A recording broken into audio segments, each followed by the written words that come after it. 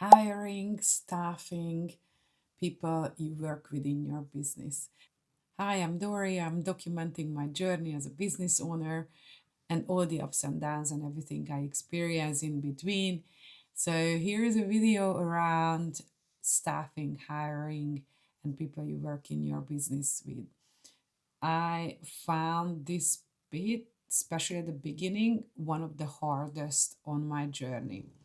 At the beginning, when I got started, I really didn't trust myself that I can do all the jobs. And in one of the videos, I was sharing that I went into this complete reach out immediately. I need freelancers. I need a lot of names on my book. I'm going to engage all of these people because I'm going to get loads of clients very soon. None of that actually happened.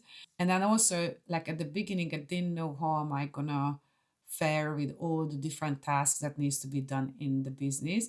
And I really felt like in 20 years corporate work taught me that I'm really not good at certain things. I had the self-awareness to know that I'm not good at operations and not necessarily good about production. So I reached out to two friends that this is the dream. Would they actually come onto this journey with me? I cannot pay. I don't know how I'm gonna make money or how we're gonna make money, and do they come on and support me on this journey. And when we get there, when we start making money, then obviously they will be making money. So this is a really difficult thing to do. You really need to trust the people that you actually do this with. And one of the friends still is in my company ever since, and a massive supporter. Her role went through all sorts of changes, but she's there since day one and she really supports the whole dream. To find somebody like that is honestly very, very rare. I was extremely lucky. The other person we got started with turned out to be not working out. It was a total misalignment in understanding of how you actually approach the business, what you're gonna get. Even though I was extremely clear, people will always misunderstand. I think at the beginning, a lot of small business owners make the decision that they hire friends and family. I did the same thing, right? So don't blame yourself if you've done that. You will have very bad experiences. You really should consider, are they the right people for the role? And I honestly think if I would have had the confidence in myself, I should have just gone alone at the very beginning.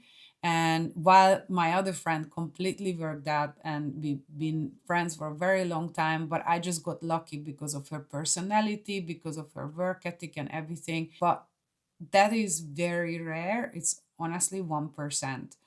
So if you are at that point that you're just getting started and how do I hire, what to hire, don't do it. Just go along, and then when you already super overwhelmed, you have a lot of tasks, then you start hiring and looking around. So then how you do that, what I would encourage you to do, one thing I also made a mistake about at the beginning, the industry I'm coming from, the creative business for freelancers, the standard to pay is daily fees. But when I got started, recession hit, and then the budgets and works and certain projects that we were going after were not supporting that sort of money.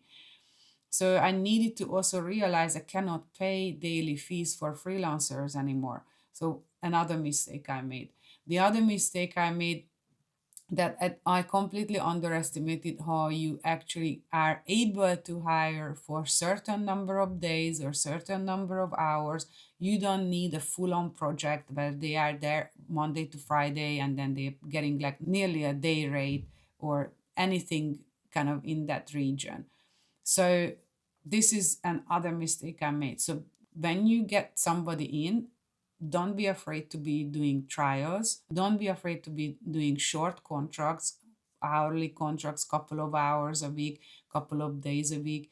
You have to also think that you have to hire for culture, not for skills. When I got started, one of the biggest learning was I didn't actually hire for a culture. Short term, project basis, freelancer basis, don't hire anybody on salary. So staffing will always remain one of the most difficult areas of your business. That is going to be one of the biggest stress factors and the biggest headaches. One thing that will cause you the most anxiety. Even in 2 years later, I think I kind of perfected it, and I've got an amazing team, a team of three, which was a roller coaster because we went from like two people to one person, then like a couple of people, then again like we had like at one point when we had 7 and 8 people for a couple of hours, certain tasks.